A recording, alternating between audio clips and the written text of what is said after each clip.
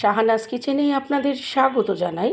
আজ আমি আপনাদের কচি পাঁঠার একেবারে পাতলা ঝোল এই সুন্দর রেসিপিটা করে দেখাবো। আশা করি এই রেসিপিটা আপনাদের খুবই ভালো লাগবে। আর ভালো লাগলে আমার চ্যানেলটিকে নতুন বন্ধুরা অবশ্যই সাবস্ক্রাইব করে দেবেন।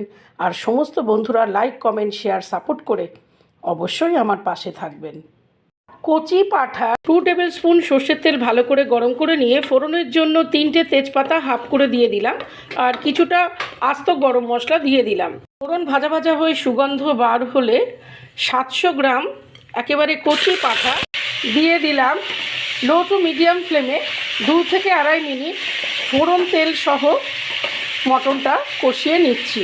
একটা বড় সাইজের টমেটো, একটা বড় সাইজের পেঁয়াজ, 1.5 ইঞ্চি আদা, 15 কোয়া রসুন, 1 টিস্পুন হলুদ গুঁড়ো, 1 টিস্পুন জিরে গুঁড়ো, 1 টিস্পুন ধনে গুঁড়ো, 1 টিস্পুন নুন, 1 টিস্পুন লঙ্কার গুঁড়ো দিয়ে একটা পেস্ট বানিয়ে রেখেছিলাম।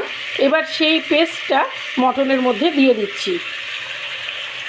লো টু মিডিয়াম ফ্লেমে 4 থেকে 5 মিনিট ভালো করে মশলা সহ মটন কষিয়ে নেব।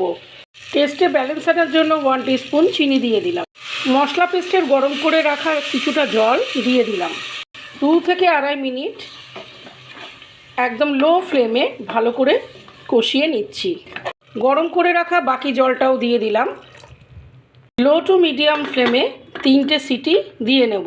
প্রেসার কুকারের ভাপ খুলে দিয়ে 3টে বড় সাইজের হাফ করে কেটে ধুয়ে রাখা আলু এবার দিয়ে দিলাম। আলু সহ মটন একটা সিটি দিয়ে নেব। কচি পাঁঠার একেবারে পাতলা ঝোল সার্ভিং বলে ঢেলে সার্ভ করবার জন্য একেবারে রেডি করে ফেলেছি।